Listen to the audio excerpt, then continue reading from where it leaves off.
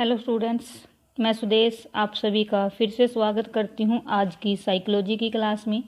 जैसा कि बच्चों मैंने अपनी पहली वीडियो में ही आपको बताया था कि इस चैनल पर हम जो आपके साइकोलॉजी के मोस्ट इम्पोर्टेंट टॉपिक हैं वो टॉपिक करने वाले हैं जो कि आपके पेपर में हर बार आते रहे हैं।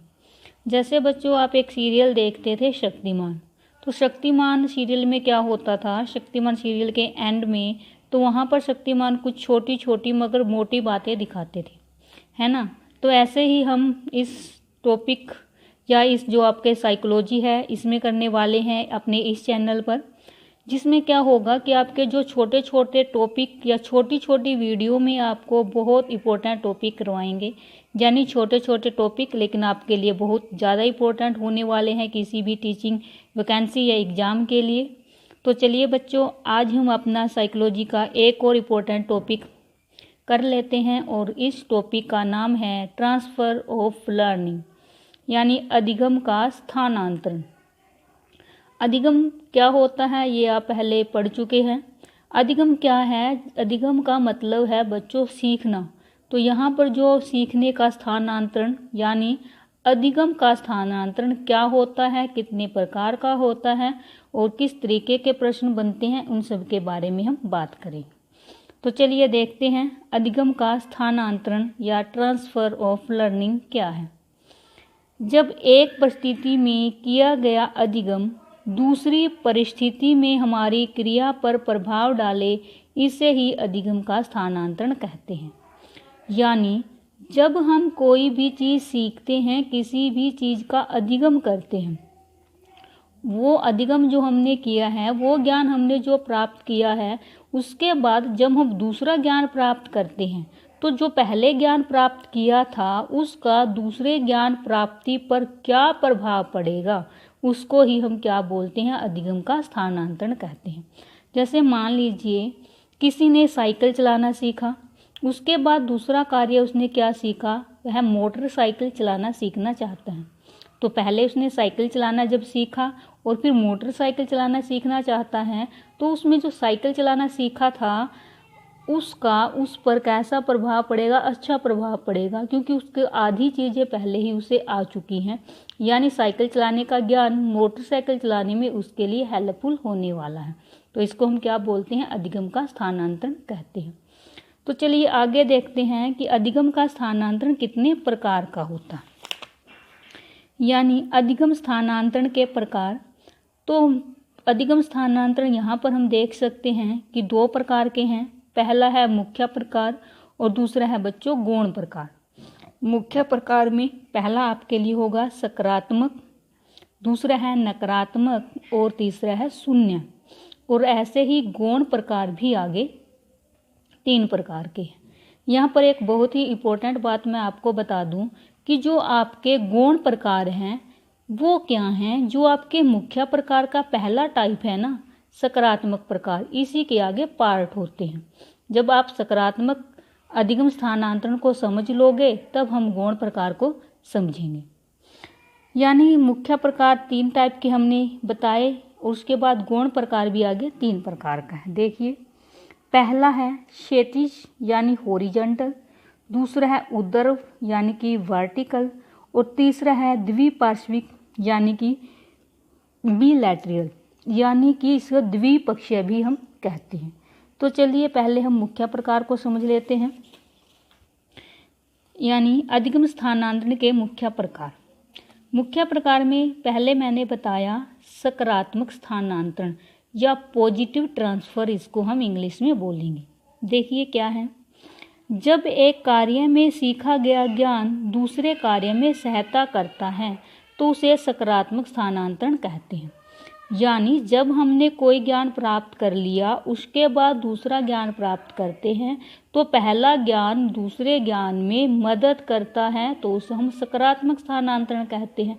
यानी पहले सीखे गए ज्ञान का हमारे ऊपर पॉजिटिव प्रभाव पड़ता है जब हम दूसरा ज्ञान सीखते हैं। उदाहरण जैसे मैंने शुरू में ही आपको बताया था, साइकिल चलाने का ज्ञान मोटरसाइकिल चलाने में मदद करता है। यानी जब हमें साइकिल चलाना आ जाता है तो मोटरसाइकिल चलाना सीखते हैं तो साइकिल चलाने की जो नॉलेज हमने प्राप्त की है वो मोटरसाइकिल चलाने में हमारे लिए पॉजिटिव होने वाली है, लाभ देने वाली है। ऐसे ही मान लीजिए हमने इंग्लिश लिखना सीखा या फिर हिंदी लिखना सीखा, उसके बाद हम दूसरी कोई लैंग्वेज अगर लिखना सीखते हैं तो वह हमारे लिए हेल्पफुल होने वाली है, क्योंकि हमने कलम पकड़ना सीख लिया है, यानी वो हमारे लिए क्या होगी, पॉजिटिव रहने वाली है। दूसरा बच्चों है नकारात्मक स्थानांतरण यानी नेगेटिव ट्रांसफ़र। जब सीखा गया कार्य दूसरे कार्य में बाधा उत्पन्न करे, यानी जब हमने जो ज्ञान प्राप्त किया है पहले नंबर का, उसके बाद दूसरा जो ज्ञान प्राप्त कर रहे हैं वह पहले ज्ञान में बाधा उत्पन्न करता है, तो इसे हम नकारात्मक स्थानांतरण कहते हैं। उदाहरण है बच्चों, इंग्लिश टाइपिंग सीखने के बाद हिंदी की टाइपिंग सीखना नकारात्मक स्थानांतरण का एक उदाहरण है। कि जब हम इंग्लिश टाइपिंग बेहद ही आसान होती है, इंग्लिश टाइपिंग मतलब बेहद आसान तो हम नहीं बोल सकते, लेकिन हिंदी टाइपिंग जब हम सीखेंगे और पहले इंग्लिश टाइपिंग सीख चुके हैं तो वो हमारे लिए कहीं ना कहीं हमें बेनिफिट नहीं देकर हमारे लिए क्या है, वो नुकसान करने वाली है। क्योंकि इंग्लिश टाइपिंग में जो आपके इंग्लिश टाइपिंग के जब आप आदी हो जाओगे, उसके बाद हिंदी टाइपिंग आपको थोड़ी टफ लगेगी, इसलिए ये हमारा क्या है, नकारात्मक स्थानांतरण यानी नेगेटिव ट्रांसफ़र का एक उदाहरण है। अगला टाइप है बच्चों शून्य अधिगम स्थानांतरण यानी जीरो लर्निंग ट्रांसफ़र। चलिए देखते हैं। एक कार्य में सीखा गया ज्ञान दूसरे कार्य सीखने में ना तो कोई बाधा उत्पन्न करता है और ना ही सहायता करता है। यानी जब हमने ज्ञान प्राप्त कर लिया कोई और दूसरा ज्ञान प्राप्त करते हैं तो पहला ज्ञान उस पर किसी भी तरीके का प्रभाव नहीं डालता, ना तो वो उसमें दूसरा ज्ञान सीखने में कोई मदद करता है और ना ही उसमें कोई अड़चन डालता है। उदाहरण के लिए साइकिल चलाने का ज्ञान कंप्यूटर चलाने के ज्ञान में ना सहायक है और ना बाधक है। यानी इसमें क्या होगा, देखो उदाहरण में दिखाया गया है कि साइकिल चलाना एक अलग कार्य है, अलग फील्ड का कार्य है, कंप्यूटर चलाना अलग फील्ड का कार्य है, एक दूसरे से किसी भी तरीके से संबंधित नहीं है। अगर हम साइकिल चलाना सीख गए हैं और कंप्यूटर चलाना सीखते हैं तो उस पर साइकिल चलाने का ज्ञान कुछ भी काम नहीं कर रहा, ना तो वहाँ पर वो उसके लिए कोई मदद करता है और ना ही कोई नुकसान करता है। तो बच्चों पेपर में भी आपसे इसी तरीके से पूछे जाते हैं, उदाहरण दिए जाएंगे और उदाहरणों में आपको बताना होगा कि अधिगम स्थानांतरण का कौन सा भाग प्रयोग किया गया है। तो हमने अभी तक पढ़े मुख्य प्रकार, जिसमें पहला है पॉजिटिव, जिसमें सीखा गया ज्ञान हमारे लिए दूसरे ज्ञान में मदद करता है। नेगेटिव, जिसमें कि वो पहला ज्ञान दूसरे ज्ञान में बाधा उत्पन्न करता है। और तीसरा पढ़ा हमने जीरो, यानी जिसमें हमारा जो ज्ञान सीखा गया ज्ञान है दूसरे ज्ञान सीखने में कोई भी रिस्पॉन्स नहीं देता, कोई भी प्रतिक्रिया नहीं करता। उसके बाद हम पढ़ते हैं बच्चों गौण प्रकार। गौण प्रकार पहला है इसमें क्षैतिज स्थानांतरण यानी हॉरिजॉन्टल। देखिए क्या है, एक परिस्थिति में सीखा गया ज्ञान कौशल उसी से मिलती जुलती परिस्थिति में काम में लाया जाता है। पहले बता दूं, जो गौण प्रकार है वह आपके जो सकारात्मक टाइप था उसी के ही आगे पार्ट होते हैं। यानी ये सारे हमारे लिए क्या होने वाले हैं, हमारे जो अधिगम है उसमें हमारी मदद करने वाले हैं। यानी जो सकारात्मक था वो क्या था, अधिगम में मदद करता था, नकारात्मक था बाधा उत्पन्न करता था, और जो जीरो था वो कुछ भी रिस्पॉन्स नहीं देता था। तो ये हमारा क्या है, पॉजिटिव लर्निंग ट्रांसफ़र का एक पार्ट है। क्षैतिज स्थानांतरण, इसमें क्या है कि जो हमने ज्ञान प्राप्त किया है वह उस परिस्थिति में मिलती जुलती परिस्थिति या फिर उसी परिस्थिति में काम में लाया जाता है। जैसे गणित का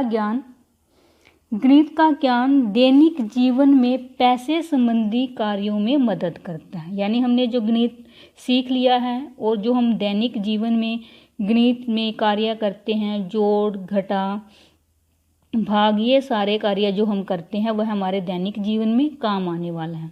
दूसरा है ऊर्ध्व स्थानांतरण यानी कि वर्टिकल। एक परिस्थिति में सीखा गया ज्ञान उस परिस्थिति में काम में लाया जाता है। यहाँ पर एक शब्द आपको दिखाई दे रहा होगा उच्च, यानी कि जब हम कुछ नीचे के लेवल पर सीखते हैं लेकिन हम उसका प्रयोग हाई लेवल पर करते हैं, उच्च परिस्थितियों में करते हैं, तो उसे हम वर्टिकल लर्निंग ट्रांसफ़र बोलते हैं।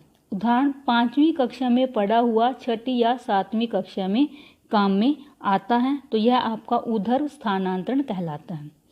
दूसरा है, लास्ट वाला है बच्चों, द्विपार्श्विक स्थानांतरण या बिलैटरल, या फिर हम इसको बोलते हैं द्विपक्षीय। जब क्या होता है कि इसमें दोनों पक्ष काम करते हैं। जैसे किसी भी कार्य के दो भाग हो गए, दाएं और बाएं।